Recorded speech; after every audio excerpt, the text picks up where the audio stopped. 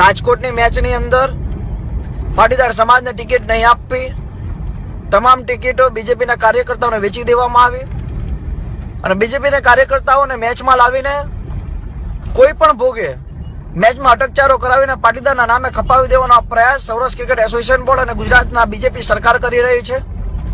અમે વિનંતી કરીએ છીએ કે જે પણ કોઈ ટિકિટો કેટલી વેચાઈ છે એનો ખુલાસો કરવામાં આવે, પાટીદાર સમાજને ગેરમાર્ગે દોરવાનું બંધ કરે. જો યોગ્ય ખુલાસો કરવામાં નહીં આવ્યો અને અમારી જે ટિકિટો વેચાઈ છે જો અમારા કાર્યકર્તાઓને અંદર જવા દેવામાં નહીં આવે તો હું ખુદ જાહેર બહાર રહીશ અને જે બંને ટીમોને આવવાનો જે રસ્તો છે અમે ત્યાં વિરોધ દેખાવ પ્રદર્શન કરીશું અને મેચની બહાર એટલે કે સ્ટેડિયમની બહાર અમે ઘેરાવો પણ કરીશું.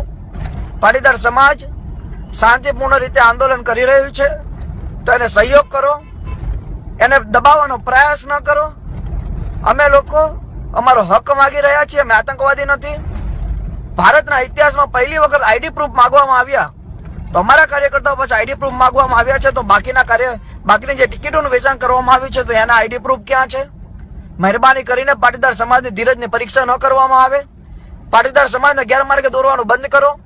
અને અમે વિનંતી કરીએ છીએ કે ગુજરાતની જનતાને કે આ સરકારે એમના કાર્યકર્તાઓ દ્વારા આ મેચની અંદર અટકચારો કરીને મેચના ઇતિહાસમાં પહેલી વખત ક્રિકેટ જગતને કલંક લગાવવાના લોકો પ્રયાસ કરી રહ્યા છે અને એને પાટીદાર સમાજને ખપાવવાના પ્રયાસો છે. તો એ બધું બંધ કરીને સરકાર અમને યોગ્ય સહકાર આપે અને પછી જો કોઈ પણ પ્રકારની પરિસ્થિતિ સરકાર દ્વારા કરવામાં આવશે અને એનો અમે પ્રતિકાર કરીશું તો એની જવાબદારી તમામ ગુજરાત સરકારની અને પોલીસની રહેશે. હાર્દિક પટેલ, પાટીદાર અનામત આંદોલન સમિતિ કન્વીનર, રાષ્ટ્રીય અધ્યક્ષ, પટેલ નવનિર્માણ સેના. જય હિન્દ, જય ભારત.